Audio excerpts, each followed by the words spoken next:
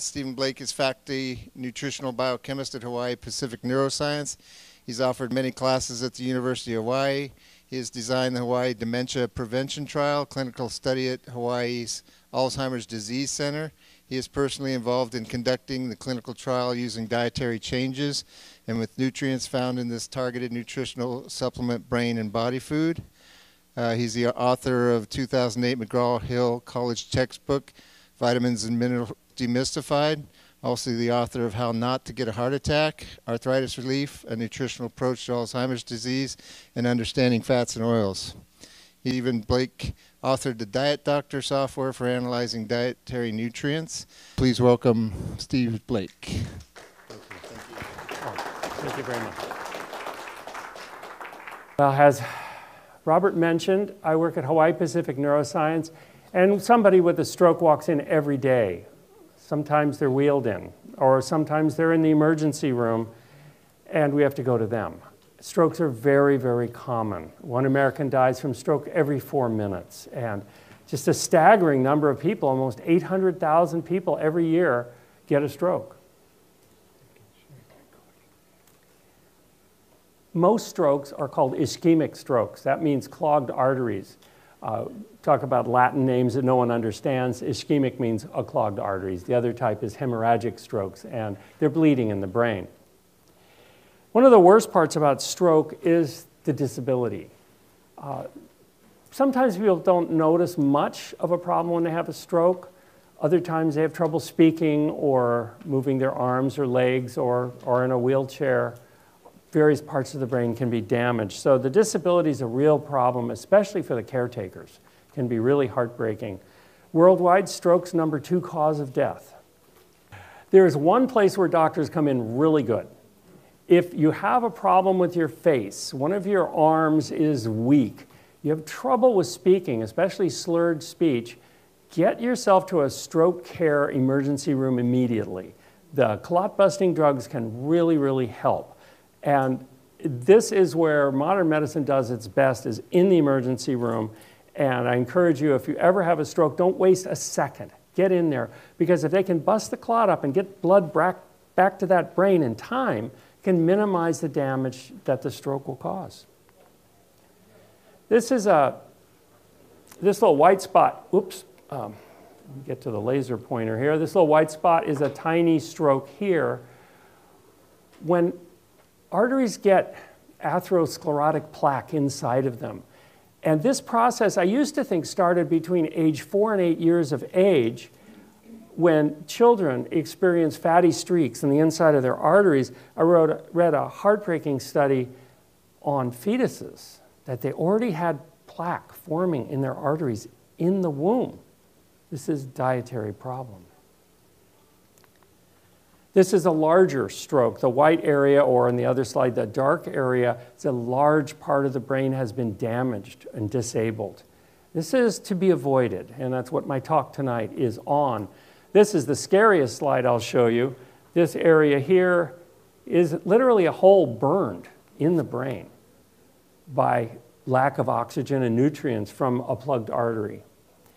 The way an ischemic stroke, the common kind, works is, one way is that, well, first you have to build up the plaque in your arteries. Otherwise, you can't have an ischemic stroke. But once that plaque is there, a flap can break off. If that happens, a clot can form and block blood flow to part of the brain. It blocked blood flow to this part of the brain, and that part of the brain died. And of course, strokes are often fatal, as you know, they can also be disabling. Hemorrhagic stroke is when there's bleeding in the brain. This also is a problem with arteries that are damaged and in very, very bad shape. Also dietary related. We'll talk about that as we go along. Now, I work with dementia. As Robert mentioned, we just finished the Hawaii Dementia Prevention Trial in July. And after 2 years of working for free, I'm happy to say it worked. We gave people the nutrition that they needed. We filled up their nutrient tank, and they didn't just not degenerate. They actually got better. And this is quite startling. On a scale of 1 to 30, where 30 is the best you can do, people started out at 19 on average and went up to 29, almost perfect over the course of just 9 months during the study. And that's the power of nutrition. No drug can do this. People taking donepezil or the other drugs, they might degenerate slower, but certainly getting better is not in the cards for them. Another thing about strokes, they can be big strokes or they can be little strokes, TIAs, transient ischemic attacks, where there's a clot, part of the brain is damaged, and then the clot clears. And I'll talk about some things like resveratrol that help with that. There's a smaller kind of stroke, and that's vascular dementia. And this is almost always part of Alzheimer's dementia. With vascular dementia, you get tiny capillaries that are plugged, and that little part of the brain dies, losing some memory perhaps, or some thinking ability, and then another one, and another, and another, eating up the brain. Vascular dementia is very reversible with the types of things that I'll talk about with general strokes, and that's nice. You get a little eye break here. We have a Nantucket sailor in the crowds. I thought he'd like this one. First, I'm going to tell you about foods you can add to your diet that will reduce your risk of stroke. You notice that I do use peer-reviewed scientific literature. This is a British medical journal that I'm quoting here. Increase fresh fruit consumption to 2 cups per day, 32% less risk of stroke. If you really don't want to or can't eat fresh fruit, even a cup of citrus juice, reduce stroke risk by 25%. It's a pretty significant reduction for a little glass of fruit juice. Reduce stroke risk with vegetables, especially the cruciferous vegetables. 1 to 2 cups a day, 33% less stroke risk. Anybody can eat some kale or broccoli or cabbage. Really easy to do. Even just more green leafy vegetables knocked it down by about a fifth, 21% less risk. We can all do this. There's no problem. Whatever else you want to eat, you can still do this and reduce your risk of stroke. Nuts and seeds, principally because of their vitamin E content, but also some nice minerals, zinc, selenium, various minerals that you might need, are really helpful. 20% less risk with nuts and seeds, and even salads help too. So if you eat a little healthier, you can knock your stroke risk down pretty significantly. More fiber is really important. Of course, fiber is found only in plant foods, not in animal foods. So if you eat more plant foods, you're going to get more fiber if they're whole, but perhaps not if they're refined to the point where the fiber is mostly taken out. There's also no fiber at all in sugar or oils, for instance. A lot of foods without fiber or any animal products don't have fiber. So the whole plant foods are good in this respect. 65% is a nice effect. Wouldn't we all rather not get a stroke? Did a big study in China, Journal of Stroke and Cardiovascular Disease, just a few years back, and they found they could reduce the risk of ischemic stroke 63% just by looking at people who didn't eat white rice versus those who did. Believe it or not, some Chinese people don't eat white rice. They eat millet, for instance, instead. And it made a huge difference. Of course, mineralization is one thing. That white rice, they take a lot of the good minerals off. About 86% of the magnesium, for instance, is milled out. And also, white rice tends to get high glucose in the arteries. During that period, glycation can occur. And this is common in diabetes. Glycation is a big problem for the arteries. It's damaging to them. What about soy products? 80% less risk. The biggest factor I've seen, was in neuroepidemiology, patients who ate more soy food had 80% lower incidence of ischemic stroke. The shocking part of this is a lot of these people were eating sprayed, GMO'd soy, but we don't need to do that. We can eat organic soy, so it's not sprayed and not genetically modified, perhaps at an even greater advantage to reduce our risk of stroke. Now, I give this talk to people in the clinic who've already had a stroke. And if you've had a stroke, you might be 9 times to 15 times more likely to have a second stroke. So people who've had a stroke and they're slightly impaired are very motivated. One wonderful 80-year-old lady, a hot dresser, had a pretty bad stroke, came to us. Her total cholesterol was 374. That's really extremely quite high. And she changed her diet and lowered her blockage in her arteries all the way down over the course of a year with no drugs, down to 145, moving into a stroke-free zone. No plaque, no stroke. You just can't get a stroke, an ischemic stroke, without plaque. Tea helped.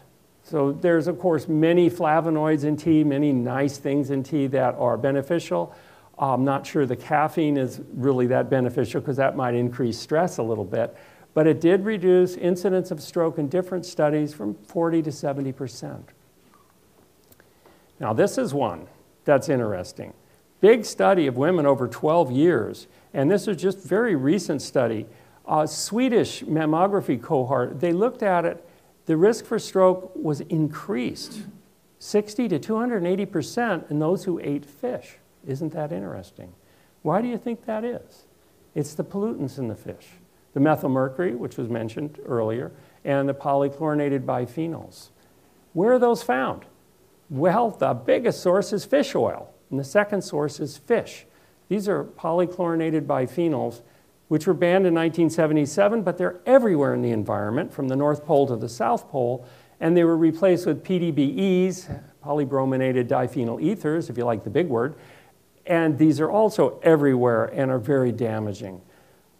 Eggs, dairy products, baby food, beef has less, even vegetable oils have a little. The only safe spot from these particular pollutants would be fruits, vegetables, cereals, nuts and seeds, and beans.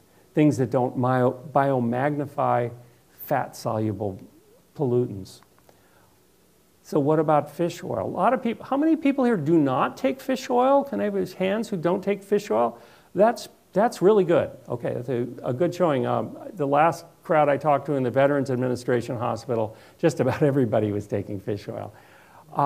It didn't reduce strokes. In a big meta-study on 68,000 people that looked at 20 different studies, and fish oil was not recommended for strokes. Now, fish oil does have an effect of thinning the blood. There's two problems with fish oil. Rancidity, in one study looking at the manufacture of fish oil, found 91% were rancid. And then, of course, there's a problem of pollution, because even the steam distilled fish oils have some pollution left, the others have a lot. Okay, here's your math quiz for the day. If one serving of soda can raise stroke risk by 16%, what does a six-pack do? It really raises it a lot. And we talk to people who drink a six-pack every day of soda. And what I call that is room for improvement. Now, for instance, we get them to drink iced tea instead of soda and have them use perhaps stevia instead of sugar. And all of a sudden, they're getting a beneficial effect for reducing stroke risk instead of something that increases stroke risk. Less salt did seem to help. The overabundance of salt that Americans get is in processed foods. You know, soups and boxes and cookies and crackers and breads. It's really sodium, not salt. That's where we get too much. Salting at the table for us is maybe 10% of the salt we eat. And our bodies tell us you need more salt, especially in the tropics. And you can shake it on and feel like your body's guiding you to have that salt. But avoiding an overabundance was found to help reduce salt, reduce a lot of strokes. Okay, this was a sunset in San Blas, Mexico that we saw last April from our boat sojourn. And let's see, how are we doing? Pretty good colors on your projector here. My color test. You can control a lot of the factors for stroke. The biggest risk seems to be related to high blood pressure. And high blood pressure, I think, is pretty easy to figure out. The arteries become, through many decades of eating certain diets, like the American diet, they become blocked and hardened. So every pump, every beat of your heart, the arteries should move a little bit. They should give a little bit, have some elasticity to them. So the systolic, the higher pressure, doesn't get too high. Well, when they get hardened, of course, you get high blood pressure. So high blood pressure can raise your risk of stroke 6 times. You can reduce your risk of high blood pressure. You can reduce your blood pressure in many excellent natural ways. I'll talk about some of them tonight. But 6 times is a big risk. So let's work on that one for sure. If your blood pressure is really high, like 200 systolic, you may need drugs for a period of time until you can bring it under control with your diet. But diet is the best way, and reasonable aerobic exercise could help too. I agree that you need to start slowly and watch your pulse carefully if you're getting into an aerobics program. High cholesterol is very much related with stroke risk. They just look at giant populations, and higher blood cholesterol is higher stroke risk. Obviously, higher blood cholesterol is related to how much plaque you have in your arteries. The more plaque, the more the risk of ischemic strokes. Clogged arteries, the exact same thing. Now, diabetes, 4 times the risk of stroke. One reason for this is that the constant high blood sugar glycates not only hemoglobin, but the inside of the arteries and the tubules in the kidneys and the eyes for diabetic retinopathy and the brain. And so this constant sugar load degrades the arteries and makes them weaker and more prone to inflammation and damage. And extra body fat's a big factor too. Now, a couple non-dietary things, alcohol and smoking. Smoking increases risk 3 times. A lot of people have high blood pressure. 8 out of every 10 people having their first stroke have high blood pressure. 67 million Americans. This is not very healthy. Somehow I feel like our doctors have not led us to have less high blood pressure. Well, one way to stop high blood pressure is you could eat less saturated fats, and I'm going to talk about how that works exactly. Beef, pork, chicken, butter, and cheese are the big sources of saturated fats. And when I analyze diets with a diet doctor, and I brought one up here to show you, I like to look at a diet and find out what's in it. I'm a scientist, and I like to know what's in the diet. So you write down everything you ate in a day, you put it in there, and it tells you your nutritional intake. Some nutrients may be covered. Perhaps you're getting enough calcium. Perhaps you're getting enough selenium and zinc. Some nutrients might not be covered. So it's good to know which ones are covered and which ones are not. I also like a broad spectrum approach to nutrition supplements as well. Regular aerobic exercise, and remember that word regular, never increase your program too much. A friend of mine was hiking up 8 flights of stairs and not taking his pulse, and I advise him, please take your pulse, find the appropriate highest range for your age and condition, and make sure you don't go over that, or you could actually get a stroke or a heart attack from the exercise. Not a good idea. I taught exercise aerobics for a while. It was a lot of fun. Antioxidants and anti-inflammatory flavonoids from plants reduce the risk. So the more whole plants you can eat, the more of these flavonoids and antioxidants, wonderful phytochemicals that protect us from stroke. One thing that was interesting is people were eating more flax. 1 ounce of ground flaxseed daily lowered their blood pressure by 12 to 15 millimeters of mercury. That's a pretty nice effect. So that's one thing that you can do. And of course, the omega-3 fatty acids from that are very helpful. And the lignans are very helpful too. I would recommend organic flax, since did you know that most flax on the market is genetically modified? Almost all of it, unless it's marked organic. One nice thing I found was that a lot of people are saying, well, you have to take fish oil because you can't make your own EPA.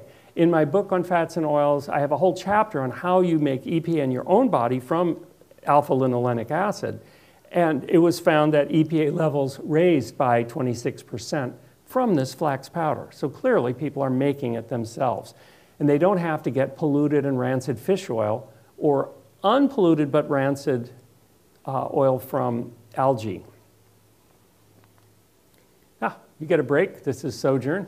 My wife and I spent 5.5 years sailing on this boat. It was a very peaceful interlude to our life. This is an artery through its stages. At the first stage, it's beautiful and clean and clear. But what happens is that you have LDL circulating in your bloodstream, also chylomicrons. LDL is made in the liver as VLDL, very low density lipoprotein, and after a little while it becomes LDL, low density lipoprotein. And it circulates through the bloodstream. It docks to LDL receptors where cholesterol and fatty acids and other fat-soluble nutrients are pulled into the cells, liver cells, muscle cells, brain cells, all over the place. But this LDL can be oxidized. If it's not protected with vitamin E, it is most likely oxidized. Now, the liver will implant vitamin E, but 93% of Americans don't get the bare minimum of vitamin E. So in those people, they're not able to implant vitamin E to protect these in their journey. If the LDL is oxidized, one thing that happens is the surface membrane receptors are damaged by melaldehyde, and they no longer can be identified as LDL, so they cannot dock to the remaining LDL receptors. And this causes them to go round and round in the bloodstream until they stick to an artery wall. This is very much how atherosclerosis happens.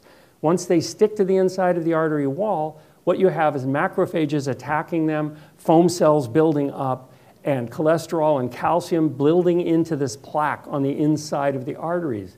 They become hardened, they become blocked, like up here, and then a piece of plaque can break away and plug an artery, and that's the end of the story for that artery. If it happens in the heart, it's a heart attack. If it happens in the brain, it's a stroke.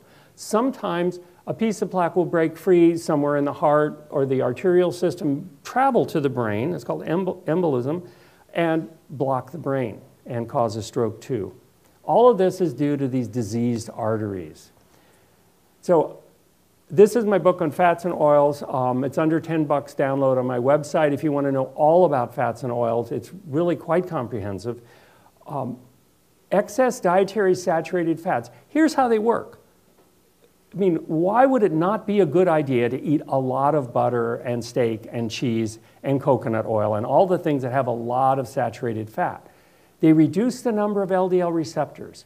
Saturated fats tend to make the cell membranes in our liver and our muscles everywhere stiffer, and it's harder for the body to implant not only LDL receptors, but by the way, insulin receptors as well. This is a big part of the insulin resistance in diabetes.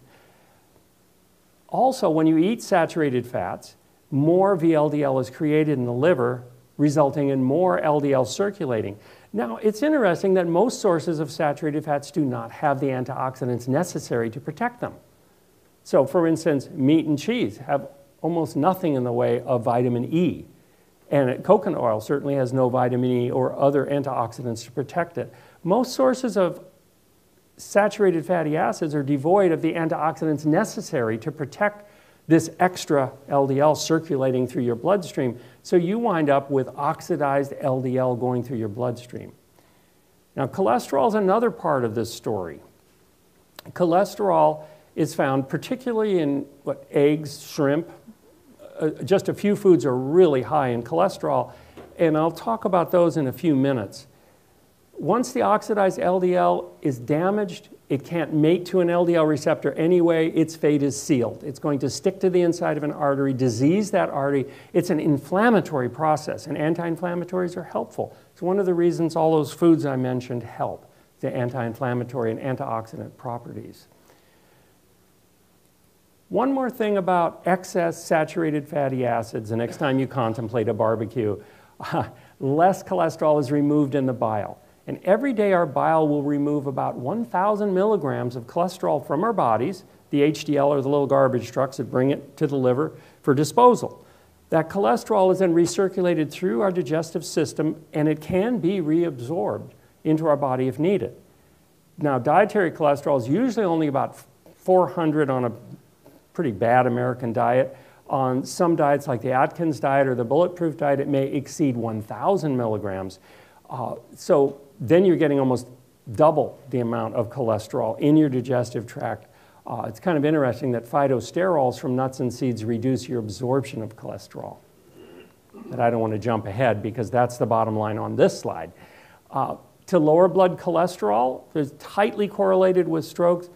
Eat less animal fats. And if you're eating coconut oil, you should look at the amount of saturated fats in that, especially lauric, myristic, and palmitic, the three saturated fatty acids most carefully and closely associated with atherosclerotic plaque, strokes, and heart disease. The soft fiber in fruit and oatmeal, for instance, takes the excess cholesterol and ushers it out of the body. So you could say the pectins in apples stuck into oatmeal would be one of the wonderful food medicines for excess cholesterol. A cartoon. Heart attack with extra cheese, heart attack with bacon, double bypass with pickles. Hey, where's my diabetes and large stroke? I am attributing food as a cause. Couple aspects to food: too much of what we don't need and too little of what we do need. And then there's all the pollution. Put those three things together, and you can really make a difference choosing foods that'll make you healthier rather than sicker. So I analyzed diets. I analyzed the standard American diet, the Atkins diet, all these diets here, and I look at the percent of saturated fat. Well, if you look at the American Heart Association or the stroke data, you see that the optimum amount is less than 5 or 6% of your calories as saturated fat. That's 11 to 13 grams per day. But if you look at these diets, you see that in the standard American diet, it was 14. It should be under 6. The Atkins, 23. The Zone diet, 10. The Paleo diet, 10. The South Beach diet, 11. Bad vegetarian diet. Vegetarian diet that has a lot of eggs and cheese and white flour, noodles, very little in the way of good whole plants, and can be just as bad. Look at that, 15. Mediterranean diet, about 8. Most of that comes from olive oil, you know, by actual analysis. Now, a whole plant food diet has about 4. That's about perfect. What's this one? The bulletproof diets. Anyone heard of the bulletproof diet here? You have, good. So I analyzed it, and 19% of calories as saturated fat did not win the prize. The Atkins diet was higher. Raw plant food diet was 6, pretty darn good. But the percent of fat in these diets, the bulletproof diet did win as having the highest percent of fat, 61%, beat out Atkins at 58% there. About 26% I would consider about perfect. But of course, it's the quality of fats that makes such a difference. For instance, on this raw diet, they had 48% of their calories as fat, but only 6 as saturated fat. So it was still a healthy diet because the fats were healthier fats, less lauric, myristic, and palmitic acid. People live for decades with high cholesterol. People live for decades with plaque lining all their arteries. Well, what is the final event that triggers the break-off of the plaque, the plugging of an artery, and this devastating stroke? Most likely, it's a lot of cholesterol at one time causing cholesterol crystals to form. There's a picture here of the cholesterol crystals. They are razor sharp, and they can slice that plaque if you eat a cholesterol bomb. You could write a mystery novel where someone wants to get rid of their mother, and she has very bad atherosclerosis, and they feed her a shrimp omelet. It's about the biggest cholesterol bomb you can possibly eat, and induce this cholesterol bomb. Now, what happens when you eat cholesterol? Okay, first of all, if you cook it, that omelet's cooked, it's oxidized cholesterol. Okay, that's a real problem right there. Oxysterols are a big problem. Then that gets through your stomach into your intestines, and it goes into the intestinal wall and is made into chylomicrons, which are very much like LDL. They're little bubbles that allow fats to move in a watery bloodstream. The chylomicrons then move through the lymph system and are dumped into the superior vena cava, the blood system, where they circulate without any protection from vitamin E because the eggs and the shrimp don't have vitamin E, and then they can damage the inside of the arteries. So you might want to think twice about eating a lot of eggs and shrimp, especially all at once. Flax seeds and walnuts have omega-3s, the plant-based ones, and they are very helpful. When the omega-3s are made in our bodies into EPA, it's a 3-step process. Delta-6 desaturase moves it from 3 to 4 points of desaturation. Elongase moves it from 18 to 20 carbons in length. Delta-5 desaturase reaches in from the 20 to the 15 point, puts that last number 5 desaturation. That's icosa means 20, penta means 5, enoic acid, that's EPA. Our bodies can do this. But there's another step where this EPA is made into thromboxanes that can resist inflammation, or leukotrienes, or prostaglandins. But the omega-6s do it the same way, but they increase inflammation, increase pain, and they constrict the arteries in general, with one important exception, and they thicken the blood. The thromboxanes from the omega-6s thicken the blood and cause a more likely clot. You don't want your blood too thick. This is why doctors prescribe blood thinners after a stroke, is to keep the blood a little bit thinner. Well, Might be nice to keep your blood thinner in natural ways if you haven't had a stroke. You can reduce diabetes risk. You can't beat it with just avoiding fast-releasing carbohydrates. But if you couple that with a whole food plant-based diet, you can really make a difference because it's the saturated fats in excess that reduce the number of insulin receptors, reduce the docking of the insulin substrate to the inside of the insulin receptor, reduce the ability of phosphatidylinositol 3 kinase, this is Smart Life Forum, right? And reduce the ability of protein kinase C to make that glucose transporter module go up and drink in the glucose from the bloodstream and give you energy. Excess saturated fats even interfere with the ability to make glycogen, our storage form of blood sugar. Extra weight, well, this is 200 calories of cheese. Pretty easy to eat that. This is 200 calories of beans. That'd fill you up. This is 200 calories of broccoli. Really hard to get overweight eating broccoli or any vegetables, really. And beans are very satisfying, but low in calories. So if you eat a lower caloric diet with the whole foods and they're plant-based, that's one way to lose weight without sacrificing nutrition. This is Flat Rock Pool. And it's about a 5-minute walk from my organic farm where my wife and I live. And when my brain gets so steamy from reading those medical studies, I just dive in here and it cools it right off. What about some supplements? I'll mention a few. Vitamin C, both in the diet and when checking plasma, reduce the risk of stroke by 50%. How much vitamin C should we have? Well, in analyzing diets with my diet doctor, I see that most Americans get perhaps 50 to 60 milligrams, not even enough to break the RDA. On a really healthy plant-based diet with lots of fruits and vegetables, about the most people can get is 400 milligrams a day. But a gorilla eating unprocessed foods gets about 1,200. And animals our weight and size who make their own vitamin C, which is virtually every animal on the planet, they make somewhere between 2,000 milligrams and 20,000 milligrams a day. So it might be a target for us to get a little more than the bare minimum of vitamin C to prevent scurvy and instead get more optimal amount. In my diet, I get about 400 milligrams from food and 1,200 milligrams from the brain and body food. And so I get somewhere between a gorilla and a mouse in my, a 150-pound gorilla and a 150-pound mouse in my vitamin C consumption. And you know, it's interesting. You don't normally see animals getting colds, do you?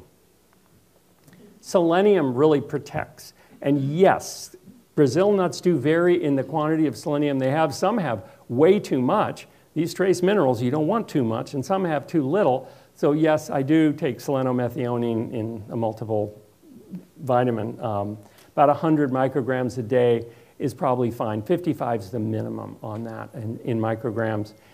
Selenium protects neurons against damage. And of course, our glutathione peroxidase depends on selenium. Many people are low in selenium.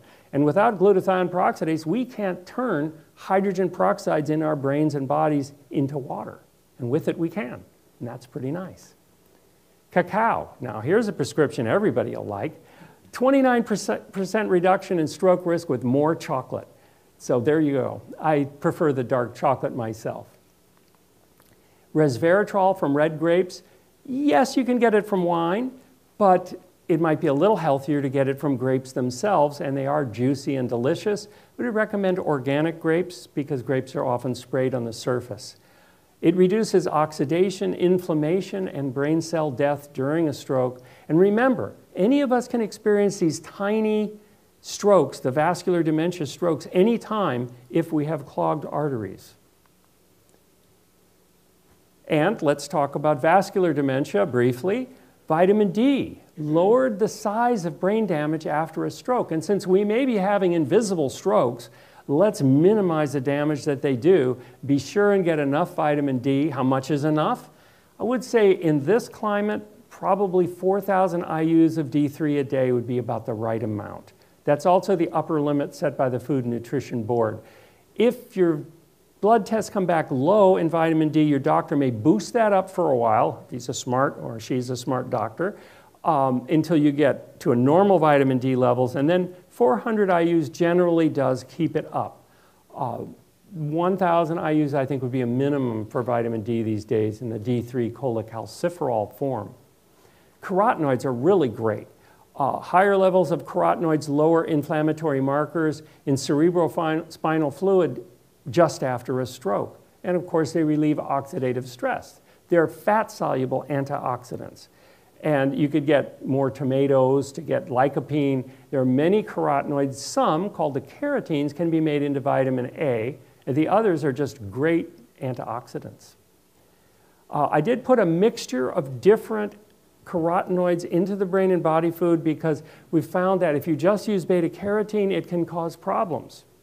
But if you give a mixture just like food is, then that's a lot more helpful. Of course, a mixture of food is the first thing. Fruits, vegetables have these carotenoids. The more colorful, the more carotenoids.